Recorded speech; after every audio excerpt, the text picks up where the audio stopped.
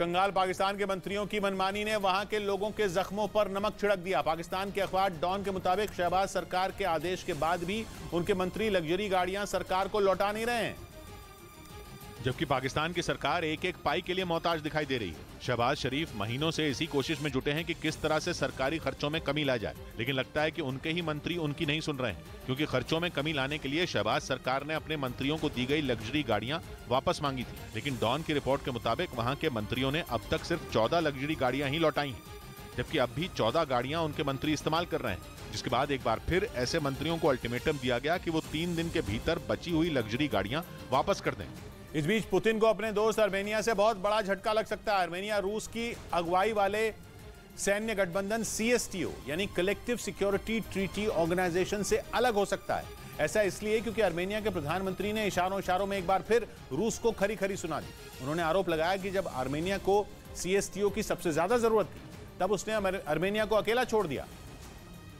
लेकिन इसके बाद तो आर्मेनिया के प्रधानमंत्री ने ऐसा बयान दिया जिससे मॉस्को में खलबली मच गई। आर्मेनिया ने कहा कि वो CSTO से अलग नहीं हो रहा, बल्कि CSTO आर्मेनिया से अपना पीछा छुड़ाना चाहता है। मतलब आर्मेनिया ने जता दिया कि वो CSTO से इतना नाराज है कि कल को वो उसे टाटा बाय बाय भी कह सकता है। CSTO में रूस, आर्मेनिया, बेलारूस, कजाकिस्तान, ताजिकिस्तान और किर्गिस्तान जैसे 6 देश शामिल हैं। CSTO को नेटो के जवाब के तौर पर देखा जाता है, क्योंकि नेटो की तरह CSTO भी इसी सिद्धांत पर टिका है कि अगर CSTO के किसी एक भी सदस्य देश पर हमला हुआ तो वो पूरे के पूरे मिलिट्री अलायंस पर हमला माना जाएगा और फिर पूरा CSTO अपने साथी को बचाने के लिए मैदान में उतर जाएगा। लेकिन आर्मेनिया एक बार नहीं बल्कि कई बार साफ साफ कह चुका है कि CSTO उसकी हिफाजत करने में एकदम नाकाम रहा है। आर्मेनिया की अपने पड़ोसी अजरबैजान से कांटे की दुश्मनी है। नागोर्नो कराबाख इलाके के लिए दोनों के बीच तलवारें खिंची हैं। उसके लिए दोनों लड़ भी चुके हैं और पिछले साल से दोनों के बीच हालात बेहद नाजुक बने हुए हैं। इसलिए आर्मेनिया का मानना है कि CSTO के सिद्धांत के हिसाब से उसे आर्मेनिया का साथ निभाना चाहिए था और अजरबैजान से लड़ाई में कूद जाना चाहिए था।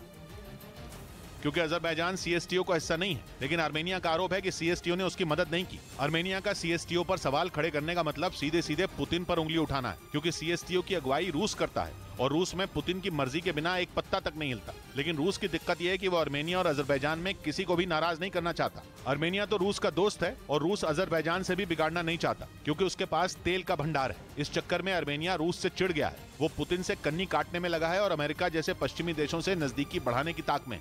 उधर दक्षिण अमेरिकी देश पेरू के लीमा में याकू नाम के चक्रवाती तूफान ने जमकर तबाही मचाई, जिसकी वजह से वहां इमरजेंसी तक लगा दी गई।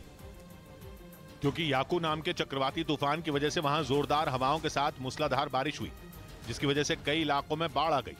बाढ़ की वजह से वहां 5 लोगों की मौत हो गई। कई इलाकों में वहां स्कूल, कॉलेज और सारे दफ्तर बंद हैं।